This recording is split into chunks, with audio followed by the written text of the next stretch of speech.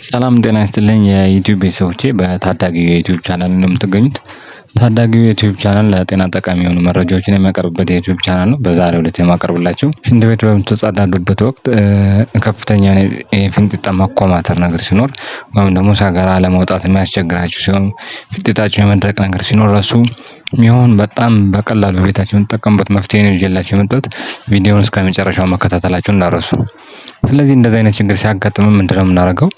የውሃ ሃይድሮሊክ ቴራፒ የሚባለው ማለት ነው ወይም ደግሞ በውሃ ህክምና ነው የምንወስደው ማለት ነው። ስለዚህ እንደዚህ አይነት ነገር ሲያጋጥመን የሞቀ ውሃና የቀዝቃዛ ውሃ ነው የሚያስፈልገን እንደዚህ አይነት ትሪት ለማድረግ። ስለዚህ መጀመሪያ ምንድነው የምናደርገው? የሞቀ ውሃ እናደርግና ሰውነታችን መቋቋም የሚችለው ማለት ነው በመዘፍዘፊያ እናደርገውና የሞቀውን ውሃ በቂጣችን ቁጭ ብለን መዘፍዘፊያው ላይ ለ3 ደቂቃ ያህል እንዘፈዝፈዋለን። ሙቀቱ መቀነስ የለበትም።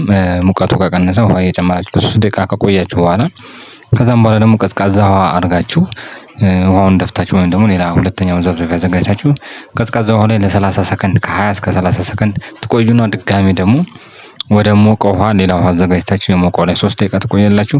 ይህንን 3 ጊዜ ትደግሙታላችሁ ማለት ነው። ስለዚህ 3 ጊዜ ሞቃቱ ላይ 3 ጊዜ ቀዝቃዛ ላይ ትሆናላችሁ እያፈራረቃችሁ ማለት ነው። ልክ እንደዚህ ሲሆን ወደ የደም ፍሏችሁ ወደ ፊንጢጣችሁ መቋጠሪያ ወይም ደግሞ የቂጥ መቋጠሪያ ማለት ነው ወደ እሱ የደም ፍሎ ስለሚኖር እንደዚህ አይነት ችግሮችን ይቀርፍላችኋል ማለት ነው። ይሄን ብታደርጉ ከፍተኛ የሆነ ለውጥ የምታገኙበት ነው። በቀላሉ ቤታችሁ መጠቀም ስለምትችሉ ምንም ወጪ የማያስወጣችሁ ስለሆነ ሞክራችሁ መፍትሄ ማግኘት ትችላላችሁ ማለት ነው። ቪዲዮውን ለሚያስፈልገው ሰው ሼር ማድረግ እንዳይረሳ። በሌላ ጠቃሚ ቪዲዮ እስክንገናኝ ሰላም ሁኑ። ባይ ባይ ቻው።